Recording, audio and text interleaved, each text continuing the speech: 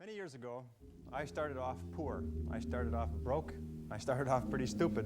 And over the years, I began to study the subject of success. And I had one simple idea that came upon me in my late teens, and I think it was the most important idea that I've ever had. And it was simply this, that if you study successful people and you do what they do, you'll be more successful. And if you study unsuccessful people and you avoid doing what they do, then you will not be a failure.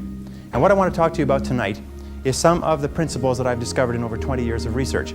I have studied successful men and women. I have read biographies and autobiographies. I have looked at the characteristics and principles of them. I've studied philosophy and economics and religion and psychology and metaphysics. And I've come to 10 key qualities. Now there may be more and there may be less, but I find that each of these 10 qualities that successful men and women have, that if you have these 10 qualities, there's nothing in the world that can stop you from being an outstanding success. So let's talk about these principles. The first principle is clarity. So it means clarity of thinking. It means thinking clearly, and it extends from thinking clearly to a series of other things. With regard to clarity, it means the ability to determine exactly what it is that you want to be, have, or do in life. And the more I study successful men and women, the more I find that every single one of them, the top 5%, are very clear about where it is they're going and what it is they want to accomplish. And when I look at unsuccessful men and women, or men and women who seem to be unhappy and floundering, I find that almost invariably they have a very, very limited sense of direction, sometimes no sense of direction at all. As they say, if you don't know where you're going, any road will take you there. If you do not have clear, specific goals for your life, you are doomed forever to work for people who do. And that seems to be the case. And yet only 5% of people have goals. So the key starting point with regard to clarity is to know where it is you're going and what it is you want to be and what it is you want to have and what it is you want to do. The second key with regard to clarity is decisiveness. Be decisive. I have never met a successful person who was indecisive, and I've never met a failure who is decisive. Be decisive. Develop the characteristic and quality of decisiveness. We know that the reason why we are indecisive is because we're afraid of making a mistake. But the terrible thing is that the way that we think becomes a habit, and the habit of indecisiveness can condemn us to failure. We can be talented and intelligent and ambitious, but if we cannot make the hard decisions in our life, and if we cannot make decisions readily, then what happens is we always have to work for people who do make decisions readily. Now, the interesting thing about decisions is that about 80% of decisions should be made the first time they come up. And if you make decisions every single time they come up, sooner or later you will develop the habit of decisiveness. You'll be very clear about what it is you want, and it's easy to make decisions if you know what it is you want to accomplish. And the difference between successes and failures is not that successful people make right decisions, it is that successful people make their decisions right. The third point under clarity is to have a vision for yourself and a vision for your life. The key to having a vision is to have a dream. They say in the song, you've got to have a dream if you want to make a dream come true. And you can fulfill your dreams. All the great movers and shakers throughout all of history have been dreamers. They've been people with dreams. They've been people with visions. All leaders have vision. In the book of Solomon it says, where there is no vision, the people perish. And the metaphysical meaning of that is that where people lack vision, they perish inside because they lose the excitement and the thrill of life. If the best way to predict the future is to create it, which means to have a vision, and even though the vision is in the air or the sky, then build a foundation under your dreams. And when you see men and women who rise from poverty and obscurity to fame and renown, you invariably see someone who had a vision of what they could be and have and do that was far beyond what they were. Every one of us has had an experience. At one time when we were small, we had a vision of being grown up and having our own cars. And as we grew older, we had a vision of having our own homes and our own families. The problem is that our goals are set so low that even when we do achieve them, they don't turn us on. They don't fill us with enthusiasm. So dream big dreams. The second letter of the 10 is competence. And this is a discovery that I made a couple of years ago, and it just staggered me because I've been studying success for years. And then there's the book In Search of Excellence, and then there's The Pursuit of Excellence, and then there's Refinding Excellence and Losing Excellence, and all the excellence books. And I sat down and looked at this whole concept of excellence, and I saw something that I hadn't noticed. It's almost like something brought to the surface of your mind. I noticed that every single man or woman that I had studied who had achieved any kind of success in any field whatsoever had done it after they had made a commitment to becoming excellent in that field. And I began to look, and I began to compare, and I began to talk to people, and I speak to thousands of people virtually every month. I found that I never found a single person who was successful who was not excellent at what they did. That competence The commitment to becoming excellent in your chosen field is an indispensable prerequisite for success, that if you are not good at what you do, you haven't got a chance in our competitive society unless you win the lottery. And only the top 5 or 10% are excellent. You must commit yourself to excellence. You must commit yourself to becoming the best. And the wonderful thing is that excellence is a journey. It's not a destination. You never get there. Complacency and satisfaction are the key enemies of excellence. But once you commit yourself to becoming excellent, the whole world opens up for you. A very important point of excellence is this means simply this: do your best every time out and always strive to do it better. Excellence yields opportunities, because when you become good, you open up. It's almost like the Red Sea of opportunity opens up in front of you. When you become excellent, you come to the attention of people, and people try to get you, and they give you more responsibilities and more opportunities. You see, when we do something well, it gives us a feeling of self-esteem and pride. We feel like a winner. But if we do things in an average way, it doesn't give us anything. That's why the companies that have committed to excellence are not hundreds of percent better in any given area. What they are is they are 1 or 2% better in 100 different areas. That's the key. You see, you don't have to be a quantum leap different from somebody else. You just have to be a little tiny bit different in the critical areas that make a difference. And you can achieve that simply by making it a goal, setting it as a goal, and working on it. You can become anything that you want to become. The harder you work, the better you get. The average self-made millionaire in America works 12 to 13 hours a day. Works about 60 to 65 hours a week. I'll tell you this with regard to hard work, that in our society you only work 8 hours a day for survival. Everything over 8 hours is for success. And if you're only working 8 hours a day, you're in trouble. If you're only working 8 hours a day, you better have a rich uncle, or you better have somebody else who's going to take care of you, because 8 hours a day only gets you survival in our society. Because it's so competitive that somebody else is working 9, they've got an edge on you. Somebody else is working 10. They've got a bigger edge on you. Every hour over 8 that you invest is an investment in your future, is an investment in your success.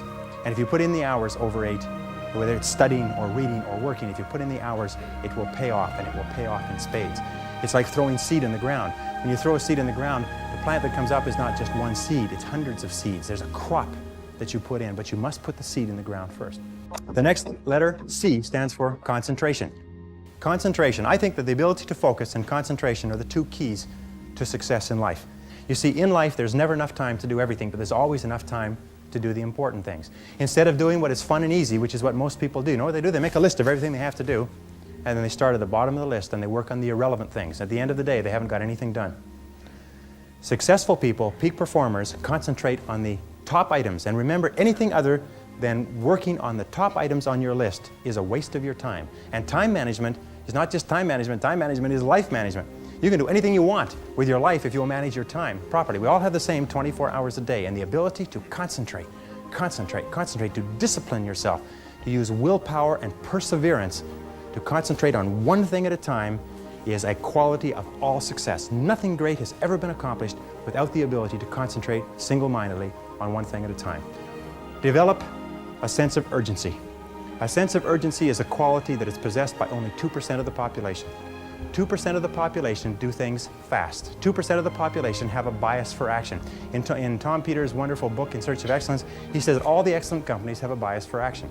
And all of the companies that do not classify or do not come into the excellence category do things when they get around to it. You call them up and you have a problem or a complaint. You hear from them 3 or 4 weeks later. But the excellent companies, you call up with a problem or a complaint, and bang, there's somebody back to you in 2 minutes. So develop a sense of urgency. Get the reputation as the person who does things fast. Develop a reputation for speed and dependability, and your future will just open up in front of you. And if you'll develop that habit of working fast, that sense of urgency, act now, do it now, do it now, do it now. In selling especially. Somebody calls you up and has a question, get back to them now. Somebody has a problem, get back to them now. Somebody needs something, move on it quickly. If you have to forego coffee breaks or lunch or something else, move fast. If you develop that reputation for speed, it will be worth a fortune to you. The next C is common sense. You can train your mind to have common sense. You can train your mind to think things through before acting. In my experience, action without thinking is the cause of every failure. Action without thinking is the cause of every failure. And common sense comes from taking the time to think things through before you act. Listen to your intuition. Your intuition is one of the best guides that you possibly have. Learn from your setbacks. This is one of the characteristics of high-performing men and women, is that every single time they have a problem or a difficulty, they sit back and they dissect it and they learn everything possible from it. They try to develop general principles. From each setback, they say, what is the valuable lesson I can learn? So you take a look at everything that has happened to you, take a look at the very most difficult experience that you're in right now, and ask yourself, what is the most valuable lesson I can learn from this experience? And believe me, if you look for the lesson, in the Bible it says, seek and ye shall find. It doesn't say seek and occasionally you might find something. It says seek and ye shall find. If you look for the valuable lesson or the seed of an equal or greater advantage or benefit in every difficulty, you will find it. Number 5, C, is creativity. Tap your creative potential. Accept the fact that every single human being is a genius, and all successful men and women are creative. They're creative in that they respond to their world differently. They ask questions, they're flexible, they're curious. You know what the hallmark of creativity is? Curiosity. And I find that the smartest people of all, the ones that have the greatest education and the most experience, are the ones who ask the most questions. They ask questions almost as if they were children, but they never stop asking questions. They're very open and flexible, and they have the ability, once they learn a new piece of information, to drop what they're doing if the new information contradicts it and do something else. Do you know what most people do? Most people keep on doing what they're doing until they run into a wall. As they say, the more you do of what you're doing, the more you'll get of what you've got. Remember, 80% of everything that we are doing today in our general business will be different 5 years from now. 80% of the products that we use, the food that we eat, the cars we drive, the music we listen to, the movies we go to, even the streets we drive on, 80% of everything will be new in 5 years. That's how rapidly things are changing. According to the research, all you need is an idea that's 10% new to start a fortune. If you want to be, I'm going to tell you something, that if you want to be wealthy in life, if you wish to become very wealthy, if you wish to become even a millionaire, you can do it if you're willing to pay the price. But most people become millionaires by offering a good or service that people use all the time, and they offer it just a little bit better. They do it just a little bit faster. They put a little bit more grace or finesse into what they're doing. They handle it, they wrap it, they are more polite. The restaurant that has people coming back to it may have food that's only 5% different, but it's the way the people handle it that's so different. You can do anything you want in life. All you have to do is find an idea that's 10% new, and you'll find it if you flood your mind, read magazines, read books, ask questions, ask why people are doing things the way they're doing. Next is consideration. Consideration is based on the fact that the quality of your relationships with other people more than anything else will determine your success in life. How well you get along with other human beings, your quality of interaction will determine your happiness, your success, your achievements, your wealth, and anything else. And that's very, very true. Develop the people skills that you need to be successful. Take courses in communications. Take courses in effective listening. Take courses in public speaking. You know, one of the most important parts of communicating and getting along well with others is the size of your vocabulary. You've probably heard that before. The size of your vocabulary, your ability to express yourself orally, your ability to stand on your feet, your ability to write effectively and get your point across to others will have a tremendous impact on your life, because you cannot imagine a successful person who cannot communicate effectively with other people. Consistency means that dependable, steady, predictable work is always vastly superior to spurts or flashes of brilliance and genius. There's a law of accumulation in the universe, if I can pass this on. A law of accumulation that says that even though you do 100 things or 1,000 things that you don't see, eventually they accumulate and they gather a force of their own. That every single great accomplishment in life is the result of thousands of minor accomplishments that nobody ever sees. But every single great success was at one time a failure. And they failed and failed and failed and failed over and over again. And all great successes are a story of failure, failure, failure, failure, failure. Outstanding success. Boy, ain't he lucky. Isn't that right? Boy, he was lucky. He sure had the right connections. The next C is commitment. I have found that the ability or the willingness to make a complete commitment to a job, a commitment to a relationship, a commitment to a profession, to make a commitment is one of the hardest things that human beings do. And yet no success is possible without commitment. Who is it that Emerson said that every great achievement is the triumph of enthusiasm?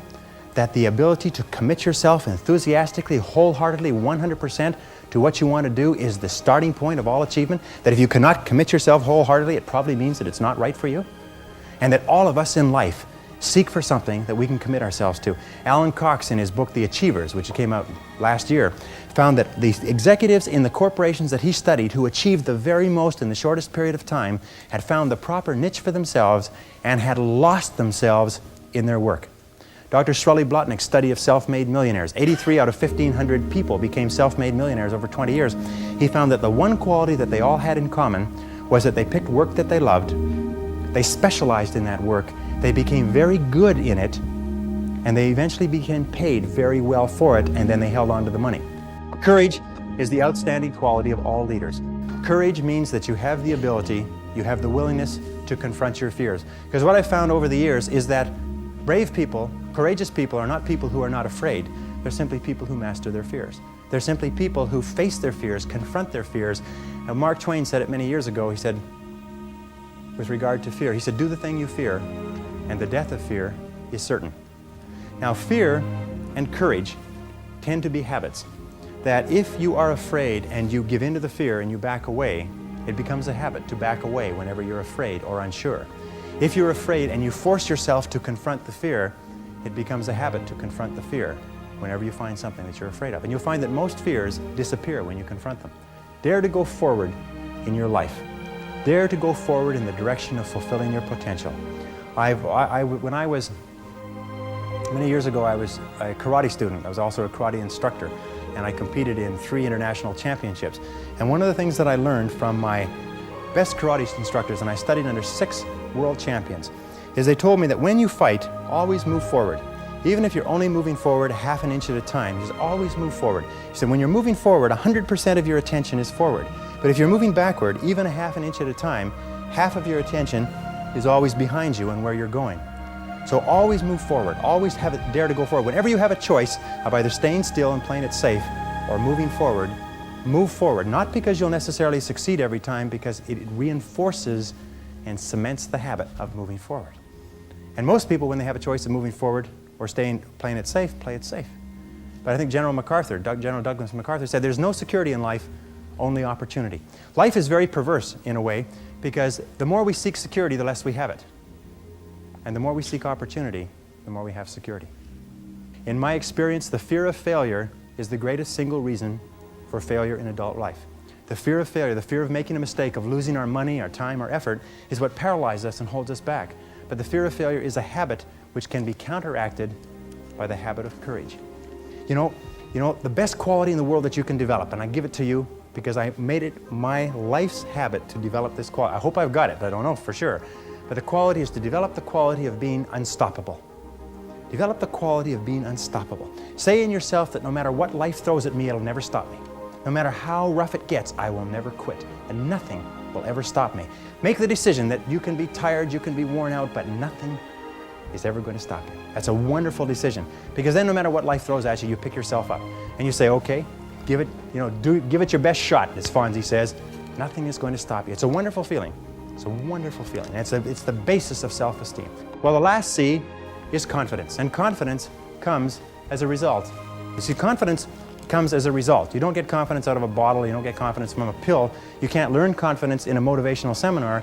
You only get confidence by doing certain things over and over again that build a solid foundation within your own mind that you can do whatever you need to do, that you have what it takes to be successful. Self-doubt is the great paralyzer of all activity. We all have self-doubt.